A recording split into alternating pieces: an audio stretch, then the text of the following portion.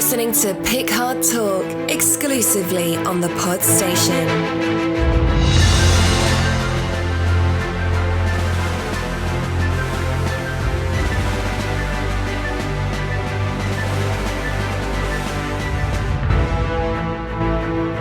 Welcome, listeners, to a special episode of Picard Talk. This week, we'll be discussing the Season 2 teaser, but in true crossover fashion, also commented on Star Trek Discovery's Season 4 trailer. And once again, the two marks are delivering an irreverent review, providing you lively debate, conversation, and social commentary. Will this Picard season be all about time and have Mark's head explode? Has Picard awoken the Par-Wraiths from Deep Space Nine? Will Q make Picard relive his academy years? Has Picard retrieved the correct Stargazer model from storage? Will the crew of Discovery be keeping up with the Cardassians? Has Buck destroyed the shuttle bay with his massive pussy? Has Starfleet issued new uniforms for pregnant women? All this and more will be unpacked in this week's episode. Let me introduce my friend and co-host, Mr. Mark Pollard. Hi, mate.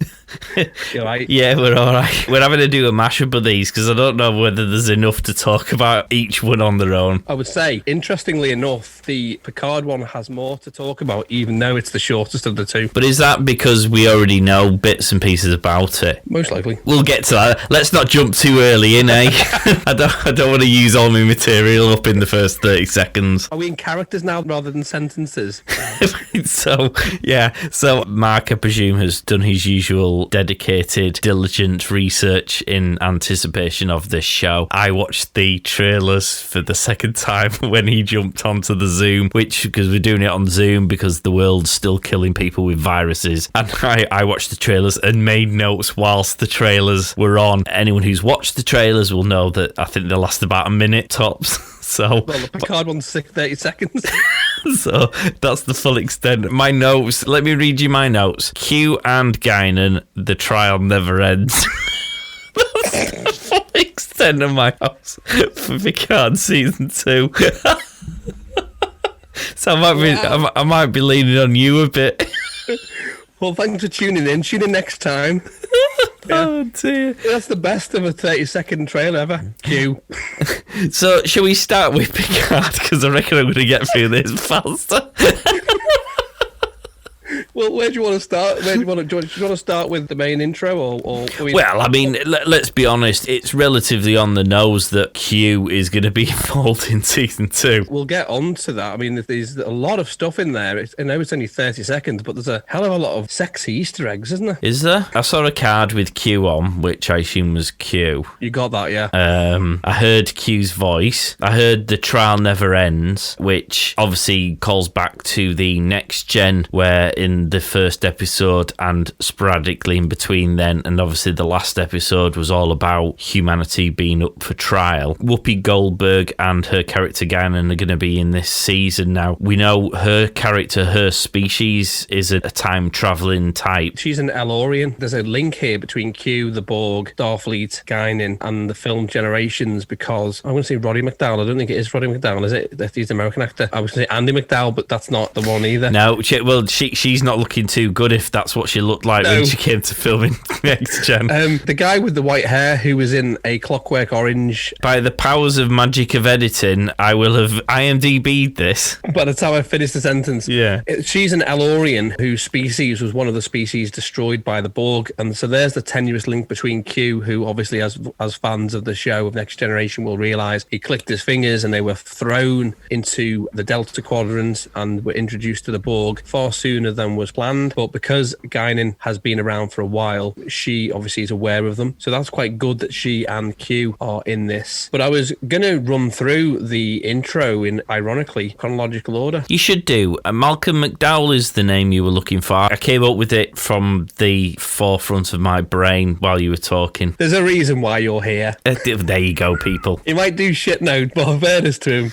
I can type in the name of a film into IMDb and read. Thank you. So, well, let's let you go through chronologically this trailer, because I obviously missed a lot. I say I missed a lot. I kind of have a rough gist of where we're going with these things. My overall impression of Picard is that it's basically, unlike Discovery, which is very much about creating new ground, as it were, and going off in its own direction, Picard's very much about callbacks to the things we used to love. So lots of cameos of characters we already know and love, lots of calling back to storylines we're aware of, that kind of thing. We've had Data, we've obviously had Riker and Troy, we're obviously getting Q and Guinan. I suspect Geordie might pop up at some point, you know, so you're getting all these people who are sort of coming back into our lives. That's the gratification we get from watching Picard, whereas Discovery is kind of, this is all new, so deal with it. That's absolutely right. I mean, I know you referred to Picard as like a comfy pair of slippers. You want to be careful not to do that too often. I do know the new spin-off series, Strange New Worlds, is going to be more episodic like the original series, and I hope they do that because that's one of the things that makes it quite a fan favourite. Although they'll have to extend the length of the episodes, I feel, if they're going to do that. The general length of an episode for the likes of Next Gen was about 40 minutes, wasn't it? 45 minutes with. But nowadays, you can get sort of 30, 35-minute episodes, and I'd hate, and we're getting that now at the moment with Disney Plus, with the likes of WandaVision and Falcon and the Winter Soldier, and I do feel they're just that touch short. I don't feel like I get me fix. I think they can do that because of the arrogance of the fact that they've built this tapestry of wonder, and I suspect because they also will lead back into, so we were dipping out the films into series, and then they'll dip back into films again, because I mean, you're absolutely right, the Winter Soldier series is only 6 episodes if I'm correct, and 9 episodes for WandaVision, so you are right in that respect, but they've got a greater wealth of properties and films, I suppose, whereas we've got the shows to fall back on, and Picard does do that, because obviously Hugh and Seven of Nine are 2 other characters they brought back. I don't believe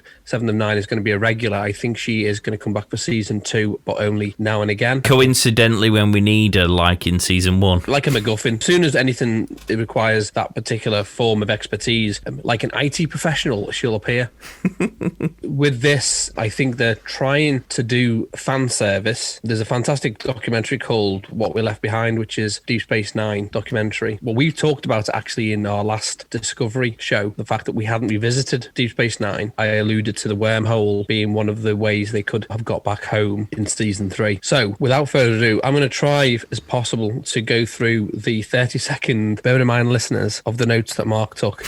Of 30 seconds, I will do my best in chronological order to go through all the sexy things that we picked up in the trailer. So starting right at the top, we get a close-up of the clock. This is the same clock that was on the fireplace in Chateau Picard, clearly an indicator to something to do with time, and this was recreated when he was on board the La Serena for him to live on the holodeck, essentially. We then move very cleverly to a tablet. Now, this has never been seen other than in the episode The Reckoning in Deep Space Nine, when the Wraiths were released and caused havoc in the episode, in fact, called The Reckoning. So this artifact that appears is known as the Reckoning Tablet, and it was in the ruins of Bahala, if I pronounced that properly, by a team of Bajoran archaeologists in 73-74. It actually has the Bajoran inscription of Welcome Emissary. Well, that is interesting, because does that then call into, I mean, we're not going to see Sisko. I mean, I love, just for the record, I think Sisko's possibly one of my favourite captains. He only comes second to Picard because Picard's cool, but by the same token, he is mad as a box of frogs as a human being. I like Sisko as well, just to agree on that. And one of the best scenes I ever saw on Deep Space Nine was when they are forced to leave the station. So, you know, he loved his baseball, got like a signed baseball, and he leaves it on the table. And then when Gulda Cat comes in, they've turfed everything round, and then on this table is just this signed baseball to subtly tell him that we'll be back for it, kind of thing. Well, it was a clear indicator, wasn't it? I'm coming back for this. Yeah, I quite like that. Now, sadly, I'm sure you'll IMDb. Avery Brooks. Correct. Avery Brooks has been absent, apart from maybe a couple of Comic-Cons. He's been off the grid. He didn't even take part in the documentary, which was sad, but we may see him. It'd be quite nice if we do, because Picard and him, again, linked to the Borg. Obviously, as Picard was Locutus, ended up destroying one of the ships in the Battle of Wolf 359. One of the ships, in fact, that Sisko's wife was on. There's that famous scene in there at the beginning of Deep Space Nine where Picard's been all pally-pally with him, and Sisko quite literally cuts him off at the knees and says, I don't like you because you killed me wife. Exactly. And there was always that tension, and that was where they were physically handing the baton over from Next Generation series to Deep Space Nine. Now, Deep Space Nine, as I've mentioned before in our previous podcast, Disco Fever, wasn't one of the most favourite of production. Fans loved it, and actually, thanks to Netflix, had a renaissance and was able to be seen by a different generation of people. So thank you to that streaming service, it's actually become more popular than maybe Voyager Voyager or Next Generation, but the problem Deep Space Nine had is they were in the middle of the ending of Next Generation and also at the same time the beginnings of Voyager, and they were fighting for ratings between those two shows. Producers could never get their head around how you were going to make a successful show that was singularly based on a starbase. However, they managed. They managed it, and they did very well. Absolutely. One of the best, I would say, particularly for me, from season 4 onwards, got far better. That's an example of every season getting marginally better every season after. So I'm your bookie and you've got a pocket full of cash. Are you going to place the bet that Deep Space Nine or some of our very familiar characters from Deep Space Nine are going to pop their heads above the parapet in season 2? Absolutely, yeah. Which ones? Go on. I mean, that's a really tough question because it could be anyone, couldn't it? Well, obviously not. So I doubt Dax, Jadzia Dax, because she quit. She wasn't. She asked for time off, and the studio obliged by getting shut. She wanted more time. I think she'd had a baby, and she wanted more time with the children. And they went, yeah, let's take the whole time off. And then they replaced her with another Dax symbiote. Maybe not. It'd be nice to get Cisco. I don't know. I'd love Cisco. Kira, Nerys. Yeah, she was good.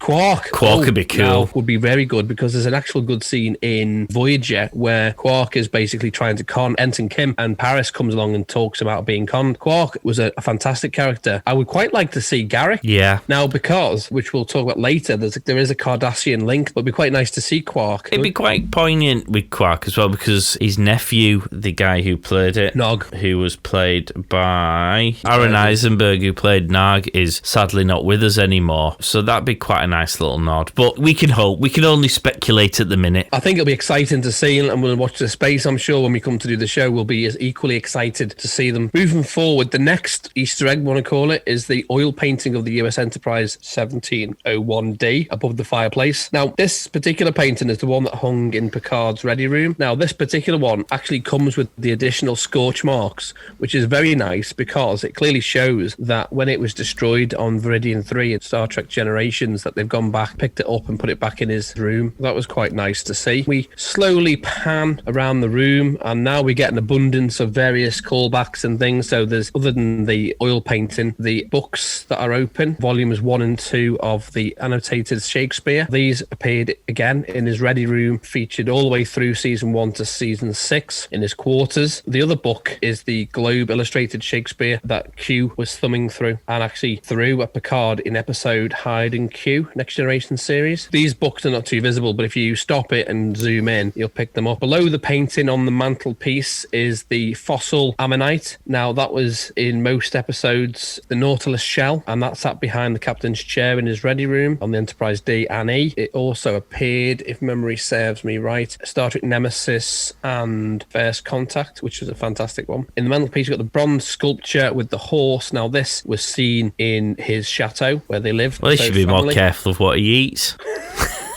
With his chateau. If you're finding bronze horses in your chateau. Well, if you eat more roughage, don't eat more roughage. That'll have the other effect. We saw that in season 4, episode 2 of Family, and then we find that they tragically died in a fire, which always a winner. We see it's like a ship in a bottle. Now, that turns out that it's the Promelian battle cruiser. Again, call back to the episode Boobage Trap. Picard always talked about visiting a Promelian battle cruiser, which he said he used to build models when he was a kid. In front, draped over his chair, is the Mintarkan tapestry, and that was given to him by the Proto-Vulcans on Mintarka 3 during the episode Who Watches the Watchers. Essentially, what we're doing is we're looking at what is otherwise a collector's wet dream. That's exactly right. That is exactly, if you went to someone who was what they would say, I'm your number one fan, that would be their bedroom, apart from tissues and spunk everywhere, basically.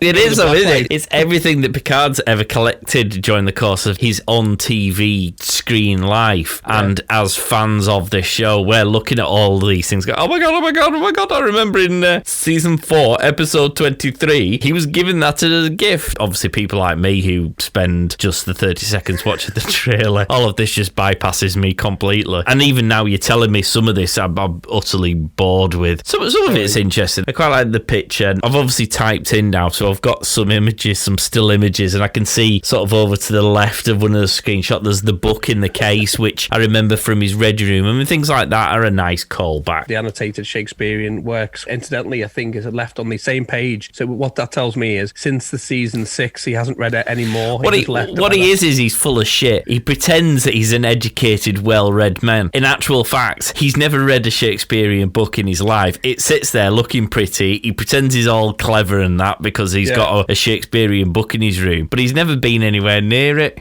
No, well, it's like a lot of Christians who have Bibles open at certain passages, don't know anything about it. Like, can you just tell us what the Gospel of Mark says? Oh, yeah. So he's about this. He's this fella. He had a beard and long hair. His name escapes me.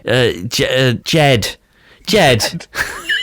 He probably had to change his name. He was getting that popular. So, I mean, I don't wish to bore you. Hopefully, no. I'm being facetious, of course. Cool. I'm sure the people listening to the show are utterly thrilled. It's only my ignorance. Well, I mean, the thing is, as if none of this has anything to do with the show at all. But one of the things that was interesting is not specifically an Easter egg, touches upon the time element. The fact that you have a egg timer going in reverse. Egg timer. I don't think that's technically what they're called. Hourglass. Thank you. Yes, so you have egg timer. They're the ones you do when you're boiling your eggs.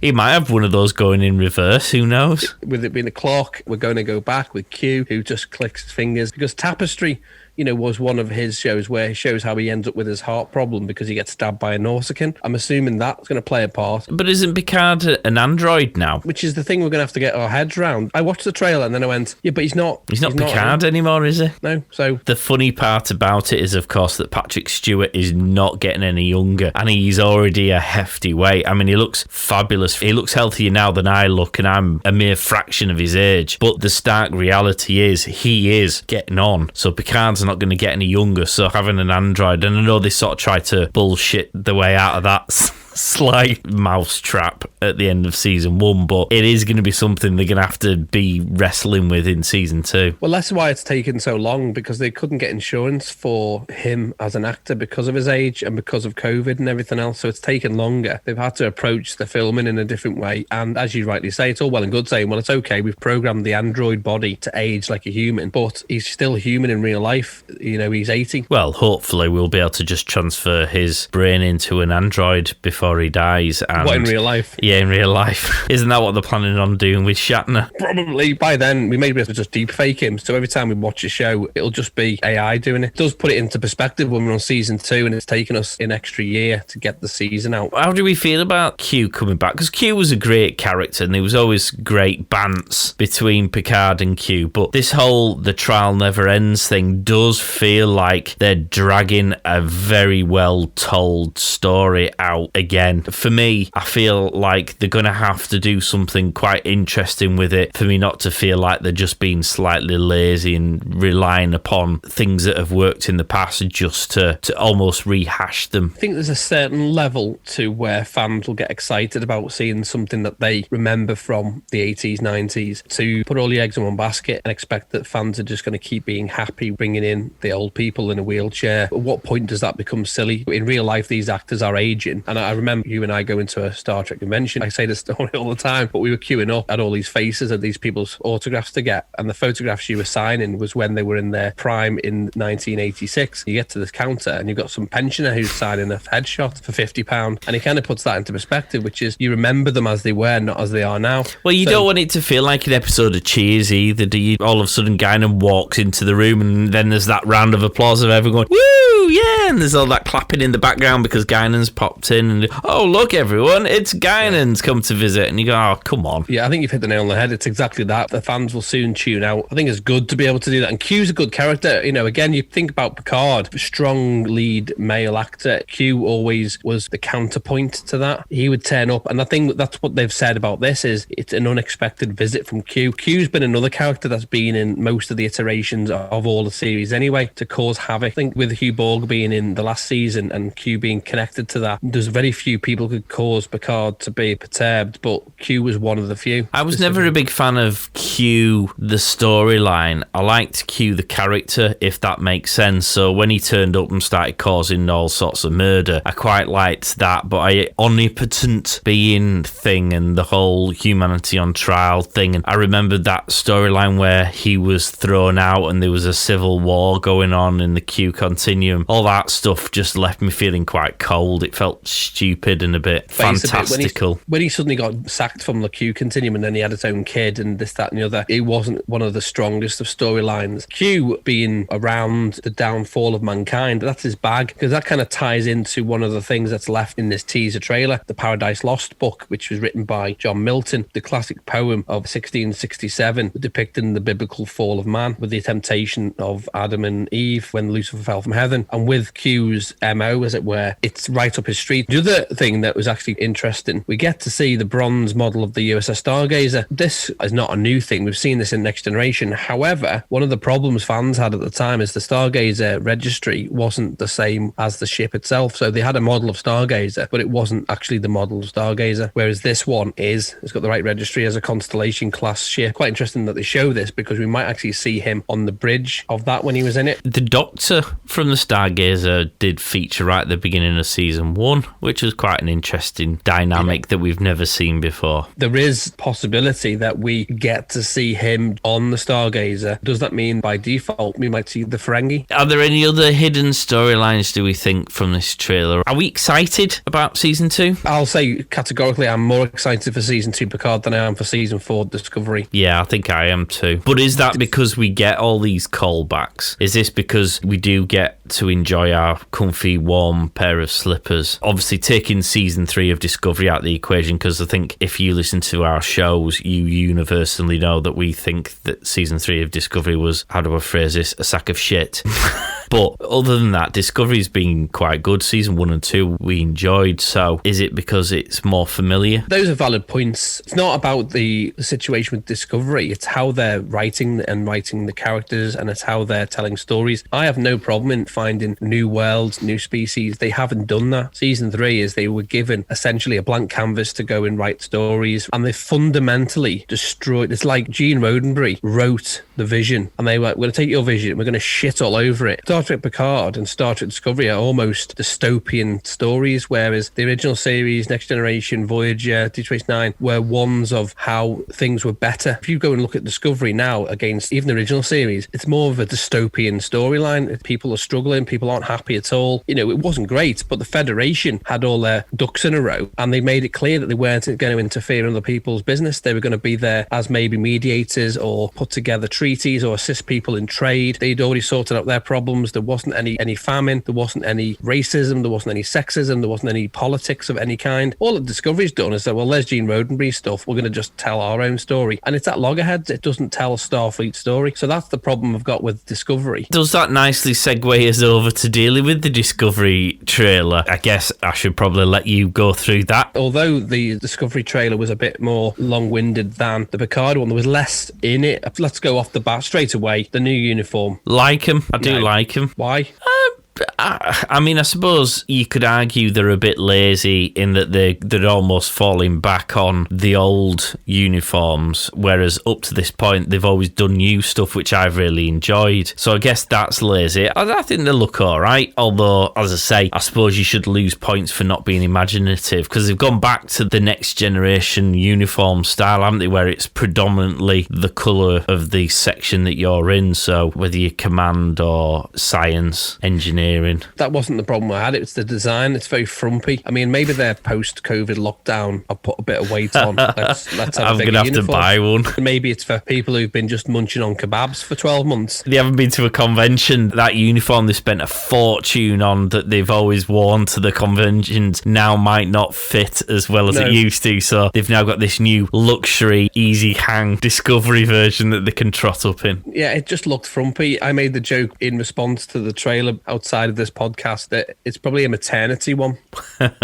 Everyone's pregnant. Yeah, everyone's pregnant. That's the first thing I saw. Again, there's an explosion in the shuttle bay. Something's gone off. There's another fucking anomaly. I mean, well, do you know, I laughed heartily with this gravitational anomaly, they call it, which obviously is certainly a sector, possibly a universal-wide problem that's causing havoc in a gravitationally anomaly kind of way. Are we going to see that it turns out at the end of season 4 it was was a teenage kid who farted really strongly, and it caused a ripple across the whole of space, causing a gravitational flux. Because obviously in season 3, the complete mass explosion of anything with a warp engine was because a teenage kid was having a tantrum. Well, I suspect it could be Greta Thunberg sees someone eating meat and just loses her shit. I reckon at the end of season 4, it's Greta. She's like proper losing her shit over the world sunken into the ocean. It's not a storyline that immediately hooks you in, is it? There's a gravitational problem, because every episode in Star Trek has some sort of gravitational anomaly of some description. So I'm not immediately thinking, oh, this is going to be an interesting one. Given that we've got no settled structures across certainly the Alpha Quadrant, I'm looking for how to restructure the Federation, how to rebuild it, the problems of doing that when people have moved on. You know, I want all that kind of stuff. I don't want people floating because kids tantrumed. Well, agreed. And also, this is 5 light years across. Now, just for listeners, I've done the math, or if you're American, I've done the math. 5 light years across is the size of this anomaly. Now, 5 light years is 29 trillion miles. So bear in mind, from Earth to our first galaxy is Alpha Centauri. That's 4.3 light years away. So basically, we're saying it's fucking huge. Huge. Clearly, the explosion is something's happened. I blamed Buck's pussy, because every time there's an episode of season 3, it got bigger. Tilly's looking a bit upset. I think we're going to lose a regular cast member, at least one. When you see Burnham, she isn't just doing the shit, something's gone wrong. She's like doing quite the intense looking, we've lost someone we love here. Obviously, Saru. Well, Saru's back, isn't he? He's back, but he's not on the bridge. He is. Now you say that, there's a season 4 picture. We've actually posted it on our Instagram page, trying to encourage people to give us their thoughts. If you look, Saru's in the background in his usual former spot that he had when he was second in command. Not as captain.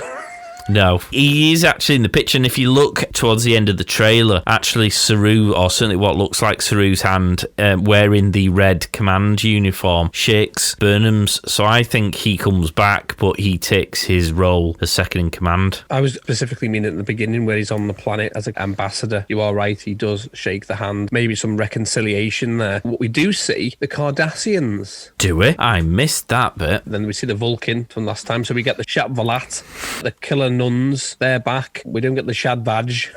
They're Picard, but we have a female who's in charge of the Federation. That they call them presidents, don't they, when it's the United Federation of Planets? Yeah, it's a president. She's now Pally, and then we see another lady who's got the ridges of Cardassian. We haven't seen Deep Space Nine. We haven't spoken about Bajor. There could be, in this future, they could be part of the United Federation of Planets, or it could be, as you say, trying to establish communication. I don't have a problem with Cardassians being in it. Not the one with the massive arse.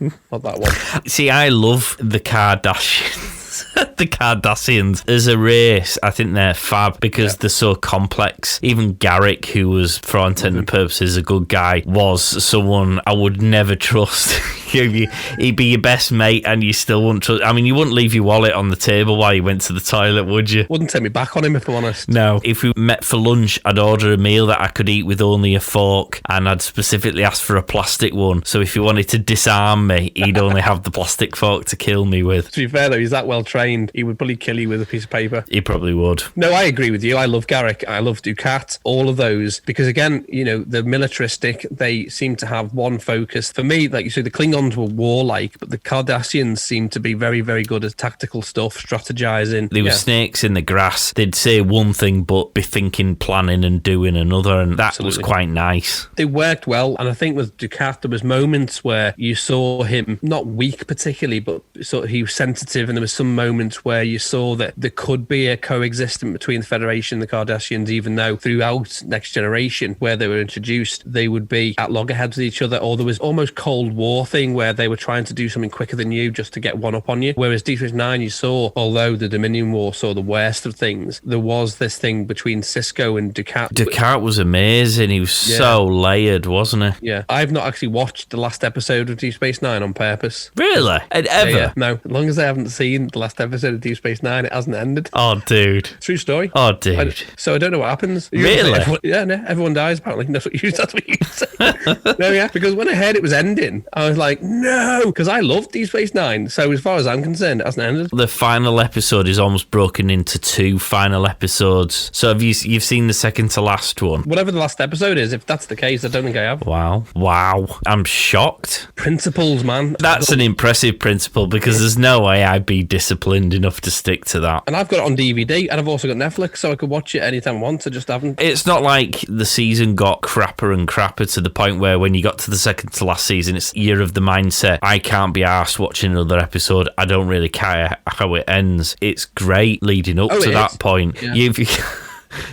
You've kind of stopped mid-flow. It's like going for a wee and then deciding to stop in the middle. I don't know how you've done it. That's impressive. I just couldn't bring myself to close that chapter. I was actually thinking about maybe rewatching Enterprise. I've watched Enterprise probably in the last 5 years. I watched it through and I enjoyed it. So, people, there you go. Email in to the 2marks@thepodstation.co.uk or send us a direct message on our social media platforms and give Mark a strong reason as to why he should watch the final episode of Deep Space Nine. Moving my childhood. Thought he lost what's his name?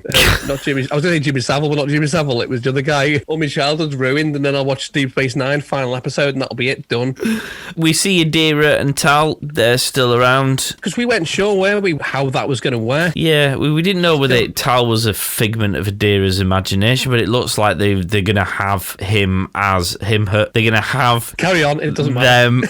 They're going to have them as a character. I don't know how that's going to work because no one can see Tal except for Adira. They're going to have to get some proper writer out of storage and work out how they're going to make Grey a proper visual character that isn't just seen in the mind of Adira, because we were talking on how the longevity of that was going to play out, because every time she's having a problem, kind of existential crisis and crying again, she seems to lean on the vision of Grey. What I see less of is tears, crying, self-flagellation, upset, depression. I want to just see Starfleet, grab your balls, get on with stuff, mate. In fairness, this trailer doesn't lend itself to that mindset. It's very dark and very grim. Everyone's destroyed. Everyone's emotionally in turmoil. Burnham's voiceover introduction says nothing about fun, happiness and flowers. I don't even think we see the odd new character, as you say, with potentially the president of the Federation and people like that, but I didn't see any people on the bridge that suggested we're in for new characters who are likely to be ship-based or bridge-based. No, and I don't remember seeing Dr. Culber either. No. Memory serves. The other thing we did see, which is interesting, I'm going to throw it out there as a possible thought of where we're going to go. You know, the lady who has got the implant thing? Do you know what's sad about that is that we don't know the names. That's always a telltale. Well, isn't it? We don't know enough or care enough about some of these characters to actually know the names. I couldn't name practically the whole crew from Next Generation because we were, over the course of time, given enough information about them where we cared. 35 years on. Dietmar. Lieutenant Dietmar seems to have had an upgrade in her visual cortex stimulus. Looks very similar to 7 of 9's one, if you wanted to do a side-by-side comparison. 2 reasons could have occurred for that happening. One, in the future, they've embraced Borg technology, and that's plausible. Voyager adapted to aid them on their way home. Or second of all, maybe the Borg, possibly, I don't know how it would work because they don't care about playing well with others. Maybe the Borg somehow are in partnership with Federation at some point. I mean, it could all be nonsense, but to be fair, that's another option. But she seems to have an augmentation similar to 7 of 9's. But then again, this is the future we're talking about. She was still using a watch from the 1940s in 2020, really, wasn't she, if you think about it that way? Even further than that in terms of the time difference between where Discovery came from and where it is now. Interesting. Agreed. What are your levels of optimism about season 4 of Discovery? And if it's bad, I mean, it's tough because we do this show, so we kind of feel obliged to watch it all the way through in order to pass our comments. But is there a risk at some point, like say if at the end of season 4 we feel much the same as we did at the end of season 3, is there a risk we don't pick up on season 5 if it goes ahead? I'm glad you brought that up. I mean, I'm a bit more politically minded when it comes to storytelling. I quite like the ability to be able to come to conclusions myself, and I watch things because I enjoy them and the escapism. I'm a fan of of Star Trek. I'm not a fan of politics. I'm going to give it a go, season 4, and not have my side bias where I'm already going into it knowing it's going to be crap. I don't have a lot to say good for it right now, simply because it didn't leave us with anything wonderful. I'm going to come fresh-faced, I think. That's my approach. They need to write really, really, really, really good stories. There's no excuse now. If you can write good stories in the 90s with shows that didn't have half the following they potentially could have, people will tune out. There's a thing called totes, and it's how the networks can work out how many people turned off. The figures are dropping, so they need to capture the essence of what fans love. And I don't want to keep banging on about Next Generation because we shouldn't have to. You and I should be going, oh, do you remember in Discovery season 1 when they did this? But we're not. Well, we enjoyed those shows from that time period, so I put Deep Space Nine and Voyager into that equation. I like them because they were science fiction. They were coming across technologies that we hadn't come across. They were exciting adventures and explorations. There was challenges and quandaries that were thrown up each week that they had to solve. It didn't take itself too seriously, which was great because it therefore didn't feel really heavy, but yet you became invested in it, and that's what I fell in love with. And I enjoyed seasons 1 and 2 of Discovery. I thought season 3 was really bad. The problem is Discovery season 1 and 2 were good enough for me to overlook the fact that it was dark and heavy and full of misery. Season 3 had all of those things and was bad, which just led us to feel like we were sick of watching people cry. When you've got rerun shows that are being watched by more people than season 3 Discovery, and you've got competitive shows on the same network, so CBS, I know they've cancelled MacGyver and a couple of others, so there's probably less people tuning into those, but when you've got competing shows with better viewing figures, they really need to book their ideas up, and especially when you've got hot on the trail. I don't know when they're coming out. I think production's going to start with Strange New Worlds very, very soon, as early as April. And when they come out, and because it's already being marketed as very like the original series, we don't know anything about Pike other than the 2 episodes he ended up being in, one being the pilot, and they didn't move forward on that. They've got a blank canvas to do what they want. We love Pike. We would go Discovery or Strange New Worlds, and we go Strange New Worlds, please. But I want both. You and I know if we have a repetition of what happened in season 3 and we're investing our time, you and I watch the show twice, then do a podcast on it, and then you write a couple of characters on a piece of paper. Not characters. I use IMDb for that. I write words, a couple of words. A couple of words. So then if we're presented with the Section 31 series, the jury's out on that. But mostly I'm excited to see Strange New Worlds. Have you watched, I feel we're going on a massive tangent here, but Lower Decks? No, have you? Yeah, I've watched some of them because the missus isn't a fan particularly. I have to watch them at a certain time of the day when she's not around because it's like Futurama, but Star Trek. So there's lots of noise and shouting. It's an easy watch. It's relatively amusing. I won't particularly say I'm massively struck on it, but it's nice to wash over. If you're a teenage kid, you probably think it's great. It's all right. It's not too bad, but it's too noisy for me to watch it while she's asleep in bed, so I can't get away with it then. She has to not be in the house in order for me to get through it, and it's not that amazing that as soon as she walks out the door, I'm literally leaping over the couch to grab the buttons to switch it on. There's probably something else that's on that I'm more interested in seeing. Do you have it where it's on and then when she walks and you put porn on? Do you know what? She'd probably be happy with that. It's far too shouty and explosiony for her. When I first started watching the first couple of episodes and she's in bed and there's all this noise and she sort of spun round. Her head did that Exorcist style 360 turn.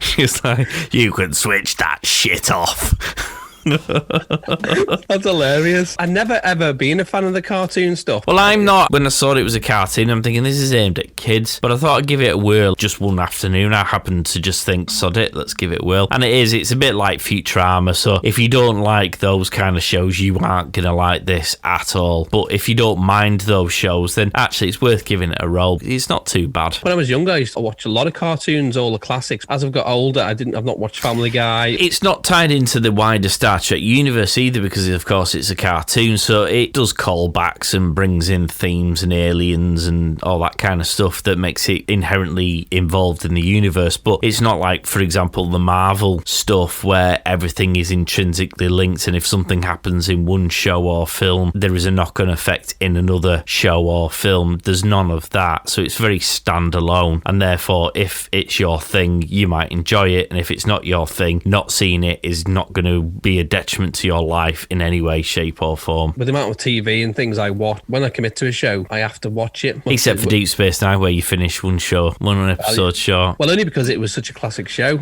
I mean, I was gutted when Iron Man died. Spoiler alerts, people. Mind you, if you're listening to this and you haven't seen Endgame, Jesus Christ. I mean, if you haven't seen it now, more fool you. But when it's sat in like 2.5 hours and that, you can't just go at it now. I'm walking out. You get to the point where Captain America's got Thor's hammer and you go, yep, that'll do me. I can see. Bye. Everyone's come through those Doctor Strange time portal things all in one go and you go, yep, I know where this is going. I'm out. See ya.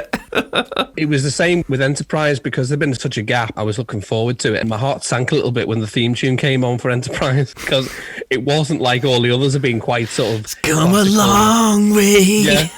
Get it from there. It's woeful. But the other thing is, till season 2 didn't have Star Trek. It just had Enterprise. But it was a good show. It was just cancelled too soon, sadly. Really excited to see what's in store for Strange New Worlds. Very good. So, for the benefit of the listeners, I think Discovery's marked as coming out in 2021, which means it could be any time between now and December. Pick your date. Picard's down as being 2022, which means it could be any time between January and December. That's as specific as I think we can be at the moment. We will, of course, review the shows episode by episode. We have our Picard Talk show, which you can either find on the Picard Talk channel or the Two Marks, which will cover those episodes. And we have Disco Fever, which will cover the Star Trek Discovery stuff. And again, you can find it either on its own channel or on the Two Marks. And to find all of them, just go to thepodstation.co.uk. Dead simple. That's easy, isn't it? Dead easy. Check us out on social media, the Two Marks. We're on Facebook, Instagram and Twitter. If you want to send us an email, in fact, I insist, send Mark an email as to why he needs to watch the last episode. I can't get my head around that. The Two Marks at thepodstation.co.uk. Otherwise, I think we'll call it a day there. We'll pick up when we find out when it's actually coming out.